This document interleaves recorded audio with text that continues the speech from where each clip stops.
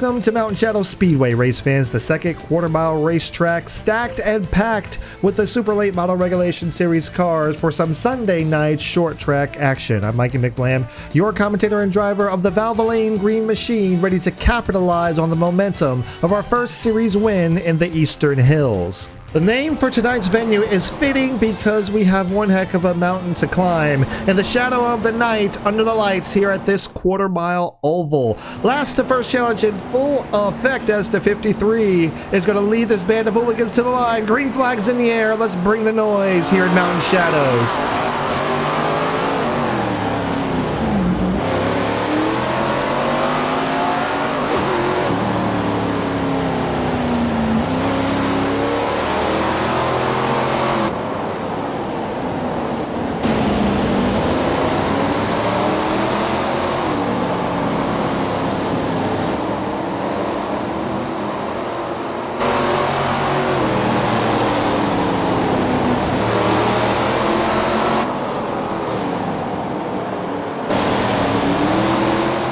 First 3 laps of the race is complete. Harry Nelson takes over the race lead from Eddie Crawford. Harry Nelson, who was pretty dominant last week, and he's catching up to us really quick, so we got to make sure we get a move on here.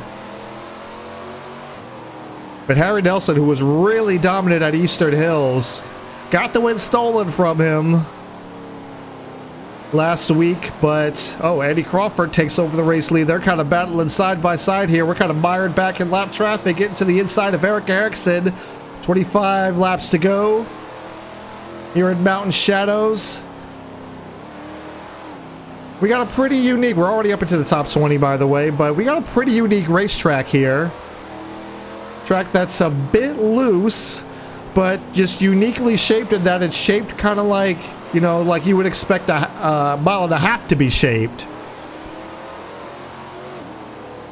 But it's kind of interesting because it's kind of hard to figure out how you want to set the car up. The two corners, you know, the two sets of corners are so different. It's like, do you want to set up for 1 and 2, or do you want to set it up for 3 and 4? We get to the inside of Jessica Robinson. Up into P15 already. Coming up on Patrick Barnes here.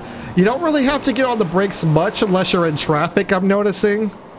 You just kind of like roll the center around here, which is, you know, you want to save the front tires. You want to make sure that your tires last all the way to the end. But we have Eddie Crawford, who has taken back over the race lead from Harry Nelson. Crawford, I believe, looking for his first win of the super late model regulation series. Can it come here at Mountain Shadows? And we've caught up about half a lap on him, just about. But now we got to deal with lap traffic here, so we're going to have to make this top lane work really, really well for us. Another thing that we're going to be concerned about is we got the fast guys up here now as we're going to the outside of Jesse Wright. And, big contact with Jesse Wright in the 55. We might have been 4 wide in that occasion. I'm not even sure there. Oh man, got into the back of the Jessica Robinson there. Gonna try to make this top lane work a little bit more, but we got Billy Green up ahead of us, kind of slowing us down a little bit. I overdrove that. That's gonna give Green the advantage. And now Harry Nelson's starting to catch back up. So unless we can do something about this traffic, oh man, almost got into Robbie Collins there. That would have been really bad.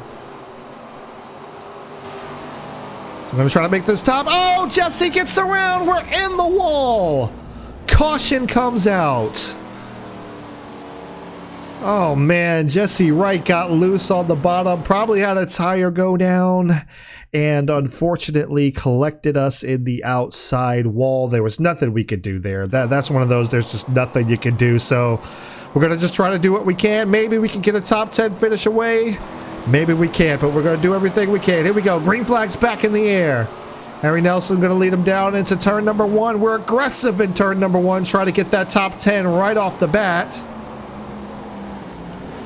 Into the inside of Ricky Cox. Looking to work on Murphy now. Up into P9. The 71 of Brian Ramirez takes over the race lead. Ramirez, who was in the picture at Stafford, can he make something work here in Mountain Shadows? As Harry Nelson just got stuck on the outside there, and here comes the 45. The 45 of Samantha Bell's trying to get her second win of the season here. Didn't have the greatest showing last week at Eastern Hills, and she is up here contending for a win. 4 to go. Oh man, trying to get P6. We've already caught up to lap traffic. Ooh. I got Jones out of position here. Now I'm going to try to work on Harry Nelson. Dive bombing to get to the inside. 2 more laps to go. Oh, big bump from behind from Harry Nelson. We get up into Samantha Bell. We try to make an aggressive move through the middle. Can't quite make it work. White flag in the air. One more time around. Brian Ramirez will hang on to get his first win of the SRX series. Can we get a top 4? Not quite. Harry Nelson just beats us to the line. Beating and banging all the way there. Oh man, what a race. Alright guys, so here are the race results for the Super Late Model Regulation Series race here at Mountain Shadows, Idaho. Brian Ramirez gets his first win of the season, followed by Eddie Crawford, who is just getting a string of podium finishes lately. But yeah, Eddie Crawford finishes second. Third is Tommy Bailey. Fourth is Harry Nelson, and we somehow round out the top 5. A hard-fought battle there, but yeah, it was a battle. It was definitely a battle. Fun race here, but we have Samantha Bell, Stafford winner, coming in 6th. 7th is Chase Jones. 8th is Kevin Murphy. 9th, Murphy, not Murphy.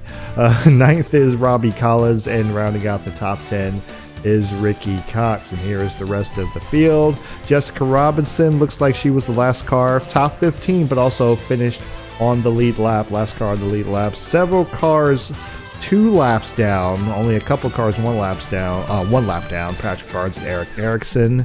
And yeah, that'll be it. Eddie Crawford back there. Jared Matthews. Joey Armstrong. A lot of these cars finished 2 laps down to end the race here at Mountain Shadows. And here are the point standings after Idaho. Brian Ramirez takes over the points lead, followed by Eddie Crawford, still holding tight in second place, but only 5 points separate them. We've fallen back to 3rd after our top 5 finish today. Can't be mad at the top 5. I really can't be mad at the top 5. This is a tough racetrack to get around, but we're only 2 points behind second place, but we are 7 points behind Brian Ramirez. So it's still pretty tight. This could go either way, and I think we got another good racetrack coming up here shortly. We have Harry Nelson in 4th. Samantha Bell will round out the top 5. So their race winners for the season so far: Brian Ramirez, myself, who won the last time out, and Samantha Bell, who won the inaugural race at, well, not the inaugural race, but the season opener at Stafford. All right, guys, so that was the race, Mountain Shadows, Idaho. Once again, if you know the track that was supposed to be replicating, put it down in the comments below. I'm not familiar with that particular layout of a racetrack. It's definitely got its own quirks. Very loose, very easy to get loose in that little tri-oval area there. But once I had figured that out, I was like, oh, I know what to do here. But man, you're talking about lap traffic playing a factor. My gosh, they were just all up in the way. But it's still a very, very loose racetrack to get around. I'm going to have to play with the setup a little bit more for that one.